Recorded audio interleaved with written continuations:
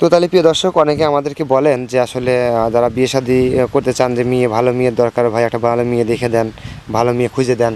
আসলে ভাই মেয়ে তো ওভাবে খুঁজে দেওয়া যায় না। আমরা ভিডিও করি বিভিন্ন জায়গায় বিভিন্ন লোকজনের, বা বিষয় হলো যে বিয়ের জন্য একজন মানুষকে হেল্প করলে পরে পাশে দাঁড়ালে পরে সে আলাদা জিনিস। আর ডাইরেক্ট বিয়ের কথা করলে, তাকে চেনে না জানে না, 5 দিন উঠা বসা করলে, তাদের সাথে কথাবার্তা বললে একটা সম্পর্ক তৈরি হয়। হুট করে কিন্তু একজনে কেউ বিয়ে করতে চায় না। 5 দিন কথা বলাতে, তাদের সাথে মিশাতে, ভালো মন্দ বিষয় একটা হেল্প সহযোগিতা করাতে, তারপরে আস্তে আস্তে একটা সম্পর্ক হয়ে যায়। তো তারপরে প্রিয় দর্শক, যদি আপুটার কথা শুনে আপনাদের ভালো লাগে, ভালো মনে হয়, তাইলে তার পাশে যদি কেউ দাঁড়াতে চান, দেশ বা দেশের বাইরে যদি হয়, মানে দেশের মানুষ তো যদি হইলো, আর যদি দেশের বাইরে হয়, তারা বাইরে থাকে, তাদেরকে বিয়ে করবেন? করবেন না? ভালো হইলে পরে করবেন, তাই না? বা আপনার দায়িত্ব নিবে?